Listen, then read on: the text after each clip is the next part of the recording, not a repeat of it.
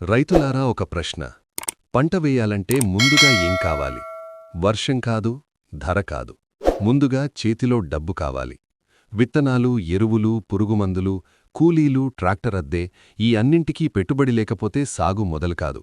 అందుకే చాలామంది రైతులు ఇంకా ప్రైవేట్ అప్పుల దగ్గరే ఇరుక్కుంటున్నారు. కాని ఈరోజు నేను చెప్పబోయే సమాచారం మీకు నిజంగా ఉపశమనం కలిగించేది. ప్రభుత్వం సహకార బ్యాంకుల ద్వారా రైతులకు 0 వడ్డీకే 5 లక్షల వరకు పంటలుణం ఎలా ఇస్తోంది, ఎవరు అర్హులు, ఎలా అప్లై చెయ్యాలి, మధ్యలో ఎదురయ్యే సమస్యలేంటి అన్నీ పూర్తిగా ఈ వీడియోలో వివరంగా చెబుతాను. చివరి వరకు వీడియో చూడండి, ఎందుకంటే ఈ సమాచారం మీకు డబ్బుతో సమానం. రైతు జీవితాన్ని దగ్గరగా చూసిన వారికి ఒక విషయం స్పష్టంగా తెలుస్తుంది. సాగు అనేది సంవత్సరానికి ఒకసారి చేసే పని కాదు. అది ప్రతిరోజూ మనసులో నడిచే ఆలోచన. వర్షం పడుతుందా లేదా, నీరు వస్తుందా లేదా, ధర వస్తుందా లేదా అన్న అనిశ్చితిలోనే రైతు జీవితం సాగుతుంది. అలాంటి పరిస్థితుల్లో పంట ప్రారంభించే సమయంలోనే పెద్ద సమస్య ఎదురవుతుంది. అదే పెట్టుబడి.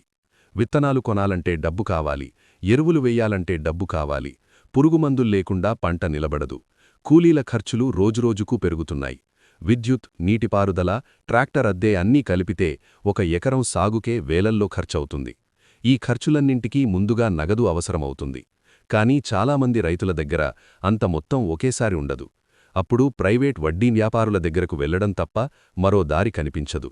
అక్కడ తీసుకున్న రుణంపై నెలకు నెల వడ్డీ పెరుగుతూ చివరకు పంట చేతికొచ్చినా అప్పుతీరని పరిస్థితి వస్తుంది. ఈ దుష్పరిణామాల నుంచి రైతులను కాపాడేందుకే ప్రభుత్వం సహకార వ్యవస్థ ద్వారా ఒక కీలకమైన పథకాన్ని అమలు చేస్తోంది. అదే రైతులకు 0 వడ్డీకే 5 లక్షల వరకు పంట రుణం. ఈ మాట వినగానే చాలామందికి నమ్మకం రావడం లేదు. కానీ ఇది వాస్తవం. ఈ రుణంలో రైతు ₹1 కూడా వడ్డీ చెల్లించాల్సిన అవసరం లేదు. ప్రభుత్వం వడ్డీ భారం మొత్తాన్నీ భరిస్తుంది. రైతు నిర్ణీత సమయంలో లోన్ తిరిగి చెల్లిస్తే చాలు. అయితే ఇక్కడ ఒక ముఖ్యమైన విషయం ఉంది. ఈ రుణం అన్ని బ్యాంకుల్లో లభించదు.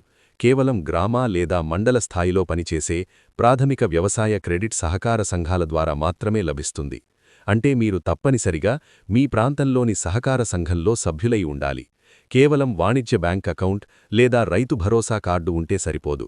సభ్యత్వం లేకపోతే ముందుగా చేరాలి. ఆ తరువాత పంట రుణానికి దరఖాస్తు చెయ్యాలి. దరఖాస్తు అనేది మామూలు ఫార్మాలిటీ కాదు. అందులో మీ భూమి వివరాలు, ఎంత విస్తీర్ణంలో ఏ పంట వేస్తున్నారు, ఎంత రుణం అవసరం అన్నది స్పష్టంగా ఇవ్వాలి.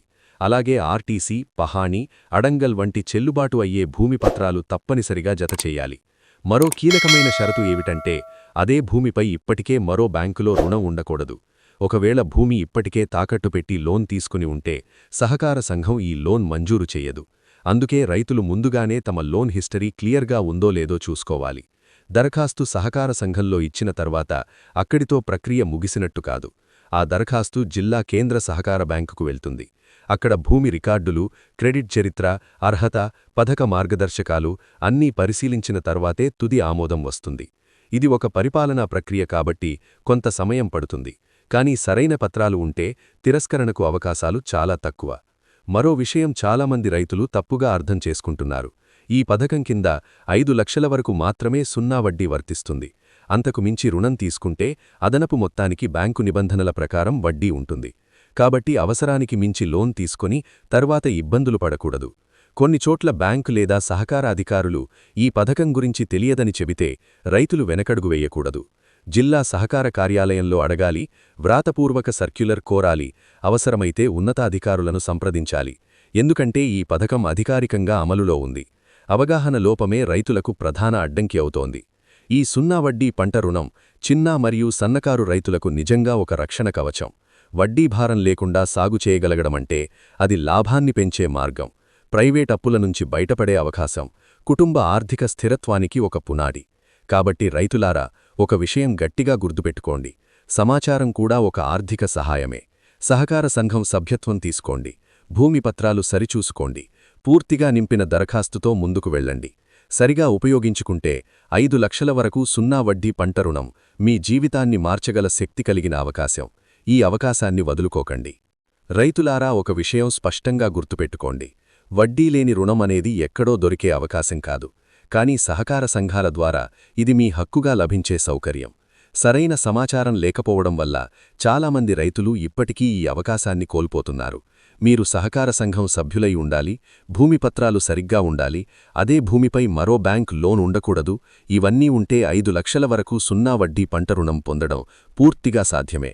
ప్రైవేట్ అప్పులకు దూరంగా ఉండాలంటే, వడ్డీ భారాన్ని తగ్గించుకోవాలంటే, సాగులో నిజమైన లాభం రావాలంటే ఈ పథకాన్ని తప్పకుండా ఉపయోగించుకోండి. ఈ వీడియో మీకు ఉపయోగపడితే లైక్ చేయండి. రైతులకు పనికొచ్చే ఇలాంటి నిజమైన సమాచారం కోసం ఛానల్ను సబ్స్క్రైబ్ చేయండి. ఇంకా ముఖ్యంగా ఈ వీడియోను మరో రైతుకు షేర్ చేయండి. ఒక రైతుకు ఉపయోగపడిన సమాచారం ఇంకో రైతు జీవితాన్ని కూడా మార్చగలదు.